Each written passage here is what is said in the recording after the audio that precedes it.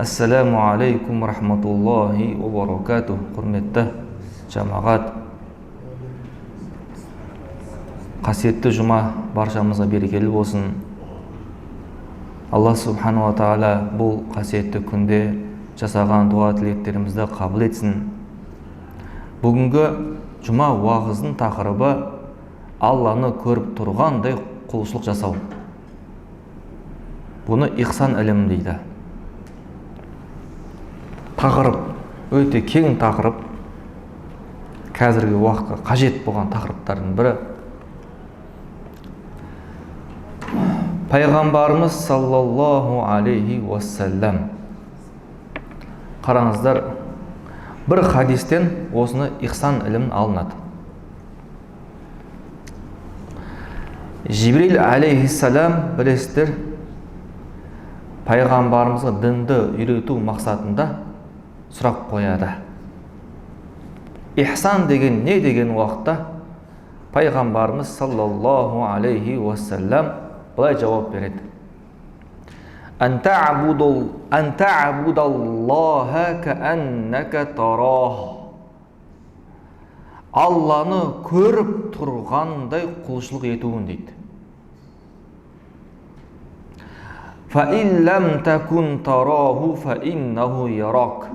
Сен Алланы көре алмасан да, ол мені көріп тұр деген сезімде болуың дейді.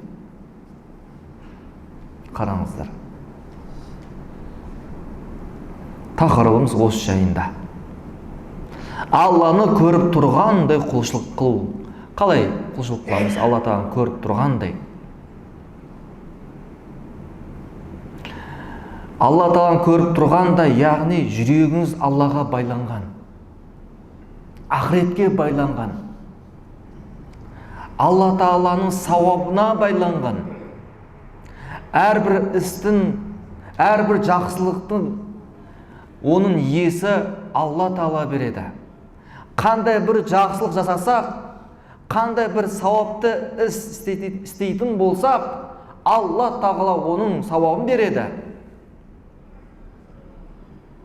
Құлшылықта халис дейді ғой, таза ықыласпен Алла үшін орындау. Егер де сондай олай құлшылық қылып жасай алмасақ, Алла бізді көріп тұр. Ол да не? Ең үлкен, осы екі ең үлкен деңгейлердің бірі ғой, мұрақаба дейді. Алла мені көріп тұр, Алла мені бақылап тұр. Әр ісінде тіпті жүрекке қандай ойлар келеді, соның бәрін біледі, соның бәрін көріп тұр, соның бәрін естіп тұр. Алла мені көріп тұр деген жүректе сондай сезім болатын болса, біз күнә жасай алмайтын едік негізінде. Біз күнә жасай алмайтын едік. Алла тағала бізді бақылап тұр. Осы Алланың бақылауы жүрегімізге жететін болса, жүрегімізге шынайы жететін болса, құрметті жамағат, адам күнәдан тыйылатын еді. Алайда біз кейде ұмытамыз, ғапылдыққа түсіп қаламыз.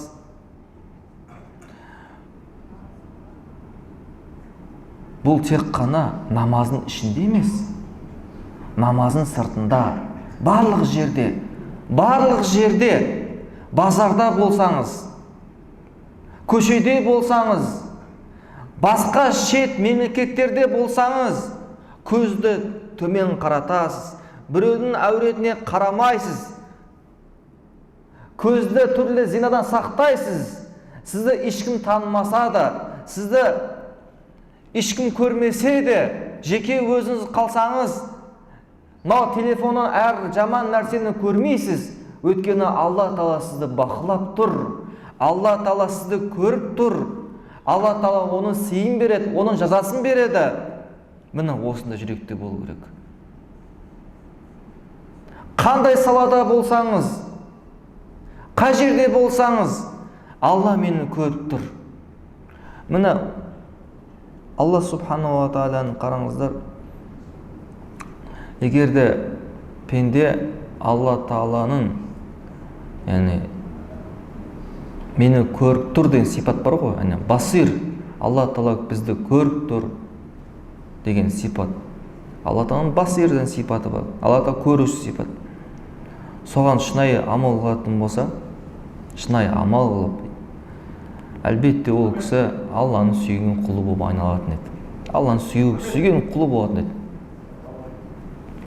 Енді ғұламаларымыз бұл жайында не айтқан екен?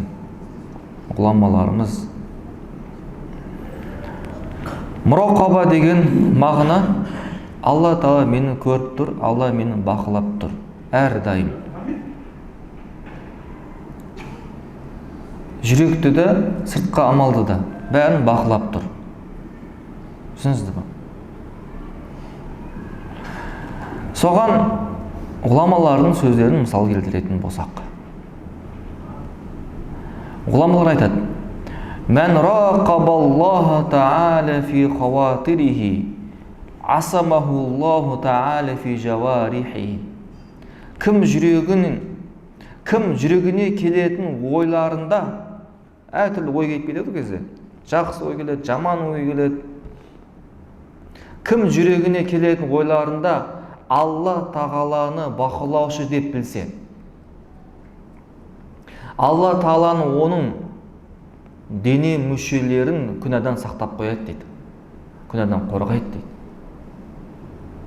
Өйткені, құрметті бауырлар, адамның жүрегіне бірінші келетін нәрсе, мысалы жаман ой келетін болса, және сол жаман ойды растайтын болса, одан кейін адам сол ағзаларымен күнә істейді. Білесіздер ме? Жүрекке жаман ой келді. Одан қорқпадың, оны растадың. Растағаннан кейін ол жайында жамандайсың. Ол жайында түрлі жаман әңгіме айтатын боласың. Оны көре алмайтын боласың. Жүрегінде кек пайда болады, ыза пайда болады. Оны құрметтемейсің. Яғни мұсылмандардың бағында өзара болған мәмілеге амал қылмайсың. Көрдіңіздер ме? Ал кім жүрегінде келетін ойларға, әртүрлі ойларға, соған мән беріп, соны бақылайтын болса, Алла Тағала сыртқы күнә істерден қорғайды дейді. Тағы да ғұламаларының сөздерінің бірі былай дейді: "Ар-ража юхаррикука иля таат." Үміт сені құлшылыққа жетелейді дейді. Жақсылық, үміт, ража дейді бұны. "Ал хауфу юбаидука анил мааси." Ал қорқыныш күнәдан алыстатады. "Вал мурақабату туаддика иля туруқил хақаиқ" дейді. Ал-мурақаба деген, Алла Тағала мені көріп тұр, Алла мені бақылап тұр деген. Осыған амал қылатын болса, сені ақиқат жолдарына жеткізеді дейді. Алла Тағаланы шынайы танитын боласың. Ықылас беріп қояды. Ғұламаларымыз көптеген осы жайында айтады екен. "Вал мурақабату мураату сирри лимулахазати ғайби ма'a кулли лахзатин ва лафзатин" дейді. Мұрақаба әрбір сәтте және әрбір сөзде ғайыпты толық білуші Алланың назарында екенін сезініп, жүрек сырын сақтау дейді. Енді бұған мысал келтірсек, имам Ғазали рахималла әдемі мысал келтіреді. Қараңыздар, егерде біз бір мысалы фирманың басшысы болдық. Қасыңызда қанша деген жұмысшылар бар, қызметшілер бар. Оларды біз әрқайсысын бақылаймыз. Дұрыс па? Егерде жұмысшылардың бірі жұмыстан жұмысқа кешігіп келетін болса, немесе себепсіз жұмыс істемейтін болса, немесе қиянат қылатын болса, алдайтын болса, жұмысты дұрыс орындамайтын болса, онда сол қызметшіні шақырып, оны біз жазалаймыз. Дұрыс па? Жазалаймыз. Айлығын қысқартады біреулер жұмыстан шығарады. Былай айтқанда шара қолданады. Өйткені адам еңбегі бар, жұмысы бар, кәсібі бар. Еңбегін, кәсібін ары қарай дамыту үшін, өсіру үшін қасында, қол астындағы жұмысшыларға, қызметшілерге әрқайсысына мән беріп, бақылап тұрады. Сондай ма? Ондай. Ал енді имам Ғазали рахималла былай дейді. Пайғамбарымыз саллаллаху алейхи уассалам былай дейді, хадис білесіздер, адамның денесінде бір кесек ет бар, ол түзелсе, қалған ағзалардың барлығы түзеледі. Егер ол бұзылса, қалған ағзалардың барлығы бұзылады дейді. Егер сол ағза бұзылатын болса, бір кесек, қалған ағзалардың бәрі бұзылады. Ол жүрек дейді. Жүрек бізді басқарады. Ақыл жүректе. Ой бірінші қай келеді? Жүрекке келеді. Жақсы ой, жаман ой, дұрыс па? Енді қараңыздар, жүрегіміз бұзылатын болса, ағзаларымыз бұзылады. Сонда біз басқаруымыз керек дейді. Әрбір ағзаны бақылауға алу керек. Қалай бақылауға аламыз? Сіздің ағзаларыңыз сізге бағынады. Сіз ақыретте жетіске жету үшін әр ағзаны бақылауға алу керексің. Бұл дүниеде бір кәсіпте жетістікке жету үшін әр жұмысына мұқият қарайсыздар. Мұқият қараймыз. Әрбір жұмысшыға оны бақылап, одан есеп күтеміз. Одан есеп аламыз. Жартыжылдық есеп бар, жылдық есеп бар, айлық есеп бар. Және сол жұмысшылары, сол жұмыс орынға түрлі камераларды қоямыз. Бақылау үшін. Өйткені жұмысшыларды біз бақыламайтын болсақ, бір кәсіпте жетістікке жетпейміз. Дұрыс па, бауырлар? Дәл солай дейді. Сіз ақыретте жетістікке жету үшін әрбір ағзаны бақылау керек. Егер сол ағза сізге бойұсынбаса, оны жазалаймыз дейді. Оны жазалаймыз. Қалай жазалаймыз? Мәселен көз сізге бойұсына ма? Бойұсына. Сіз көзіңізбен түрлі зина нәрселерді көрдіңіз ба? Яғни біреудің әуретін көрдіңіз ба? Көрдік. Көрсеңіз не істеу керек екен? Тәубе ету керек. Енді оның кәфараты не? Сол күнәні кетіретін не? Онда көзіңізбен Құран беттерін ашып, Құран аяттарын оқыңыз. Сол көзіңізбен Алладан қорқып жылаңыз. Тәубе етіңіз. Сол көзбен не? Тек қана жақсылықты көріңіз.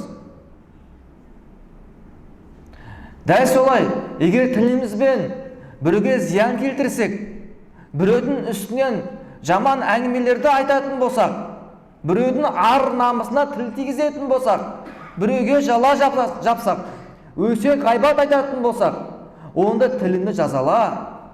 Қалай жазалаймыз тілді? Зікір айт, тәсбихтер айт, Құран оқы, жақсы сөздер айт. Құлағымызбен түрлі жаман әңгімелерді еститін болсақ, біреудің өсегін тыңдайтын болсақ, құлағыңызды жазалаңыз. Қалай жазалаймыз? Уағыз тыңдаңыз. Құран тыңда, жақсы кісілермен сұхбатта бол. Дәл солай аяқ қолдарыңызбен біреуге зиян келтірсеңіз, сол аяқ қолмен жақсы ізгі амал жасаңыз, мұсылмандарға пайда тигізіңіз. Мешітке қадамды көбейтіңіз. Таң намазға келіңіз. Кешкі намазға келіңіз. Көрдіңіздер ме? Құрметті бауырлар, егер біз әр ағзаны бақыламайтын болсақ, бұл дүниеде бір жұмысшыларды бақыламасақ, кәсіпке, бір дүниеви кәсіпке, мықты бір кәсіпкер болмайсыз.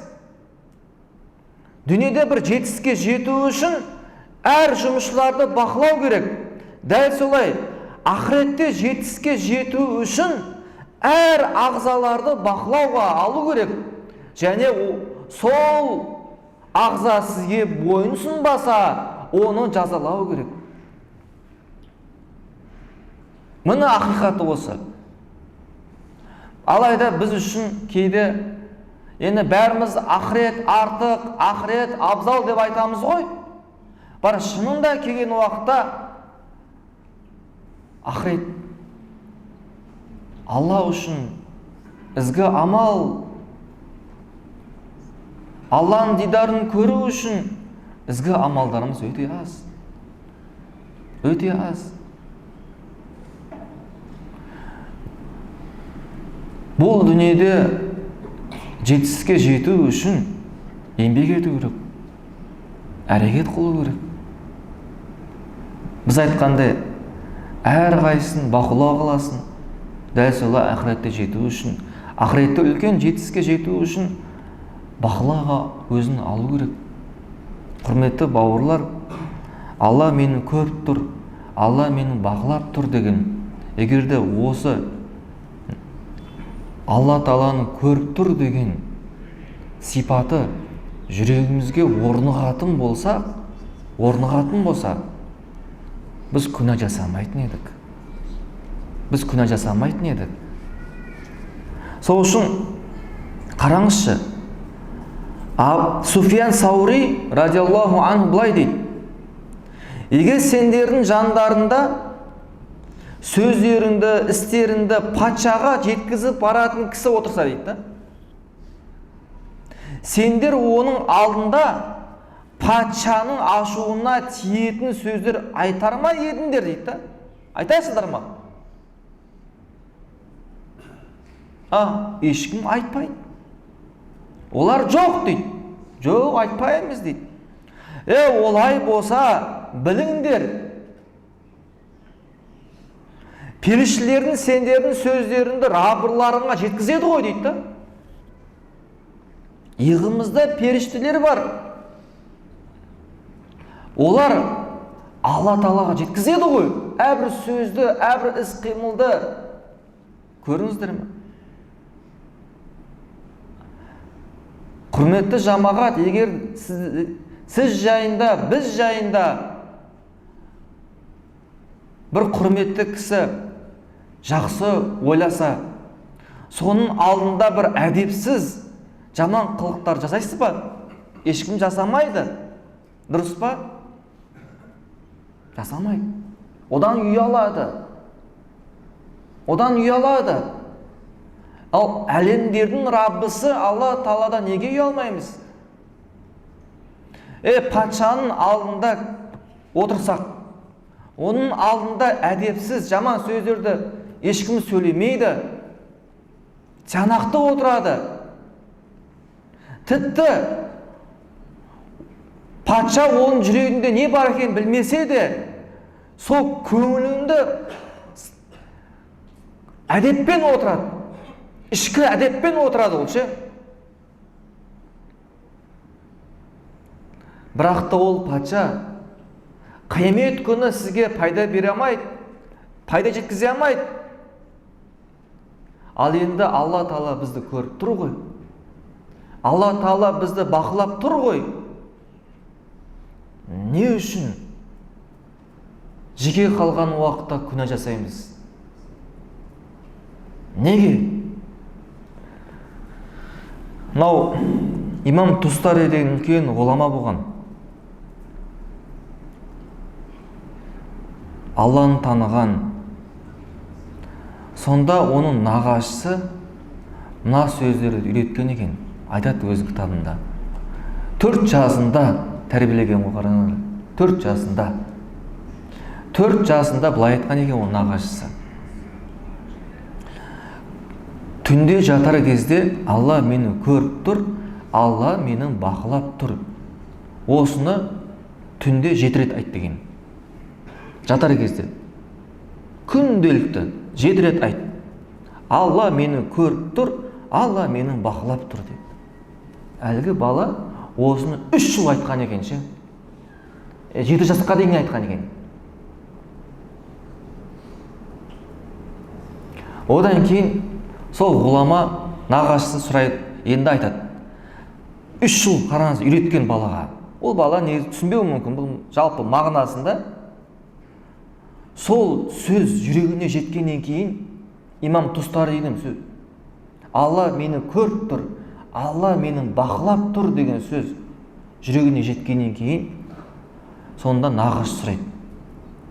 Алла Тағала сені көріп тұрса, Алла Тағала сені бақылап тұратын болса, сен қалай күнә жасайсың? Қалай Аллаға қарсы келесің деп сұрақ қояды. Көрдіңіз бе? Осы сұрақтан кейін мен Алланың кеңшілігімен күнә жасамадым дейді. Мүлдем. Күнәдан тыйылдым дейді.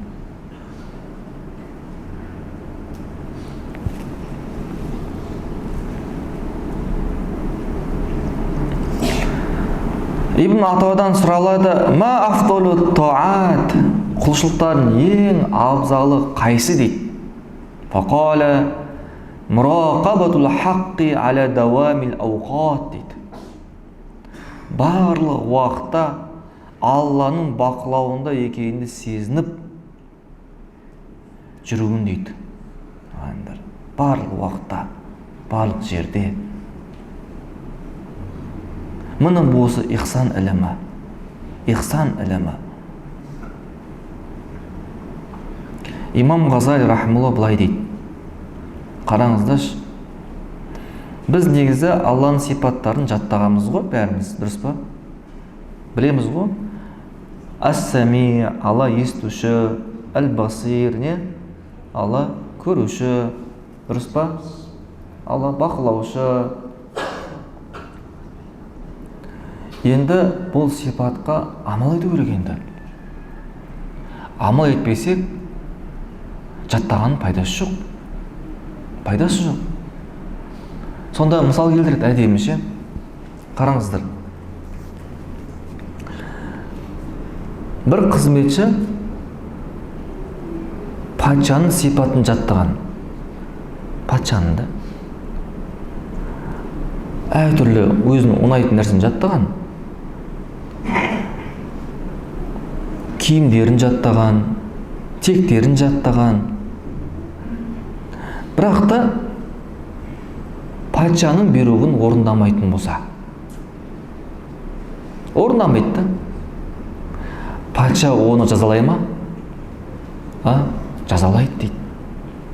Патша айтады, мен бүкіл ұнайтын нәрсені жаттағанның не пайда? Егер сен біздің бұйрықтарымызды орындамасаң дейді ғой. Дұрыс па? Дәл солай.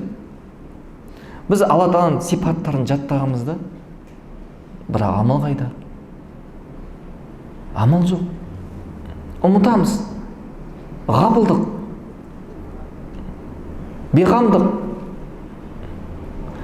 Кімде-кім Алла Тағаланың осы сипаттарын жаттап, жүрегіне орнығатын болса, шынайы ше, болды. Ол кісі күнә жасамайды. Ол кісі күнә жасай алмайды. Өйткені әлемдердің Раббысы оны бақылап тұр ғой. Ал біздің иманымыз, шынайы иманымыз, жеке қалған уақытта белгілі болады. Кейбір адамдардың алдында не? Күнәні тастау жеңіл, өйткені көріп тұр ғой. Нәпсінің үлесі бар да. Ал жеке қалған уақытта ешкім жоқ. Сол күнәлерін тыйыламыз ба? Алла тағаланың бұйрықтарын орындаймыз ба? Көріңіз ба? Егер де жеке қалған уақытта Алла тағаланың бұйрықтарын орындасақ, күнәлардан тыйылатын болсақ, жүрегімізде нұр пайда болады. Иманның ләззатын сезінетін боламыз. Міне қазіргі уақытта фитна уақыт. Қарындастарымыз, әпкелеріміз, қыздарымыз, әуреттер ашық. Қысқа юбка киіп алған, қысқа шорты киген, ер балаларға да сондай. Олардың әуреттерін қарап қоямыз, нәпсіге берілеміз. Соның салдарынан жүрегіміз қарайған. Соның салдарынан жүрегімізге фитна кіреді, шахуат егеді, түрлі күнәлар пайда болады. Одан кейін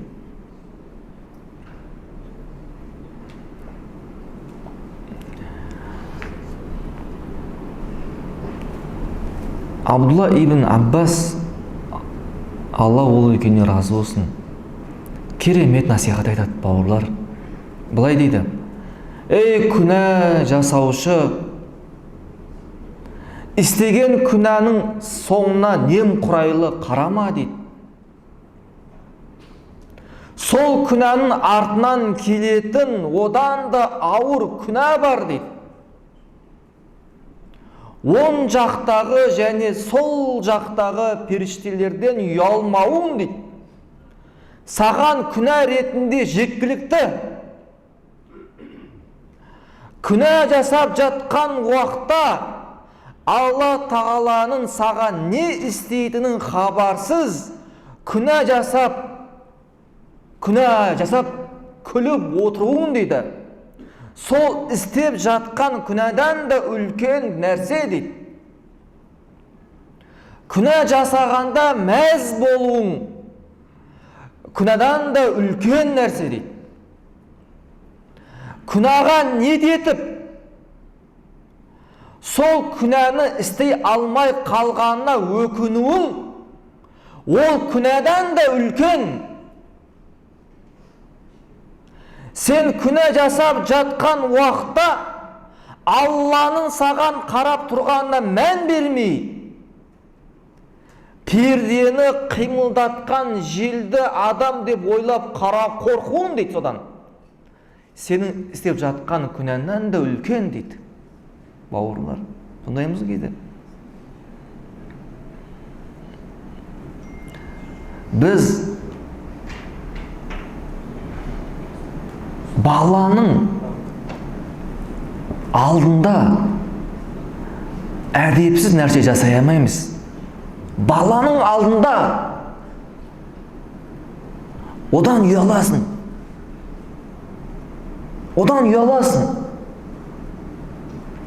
Әйелінің алдында да бір күнә жасай алмайсыздар, одан ұяласың. Бірақ жеке қалған уақытта әлемдердің Раббысы Алла Тағала көріп тұрған уақытта қалай күнә жасаймыз? Иманымыз әлсіздік ғой. Иманымыз әлсіздік. Алла қайда?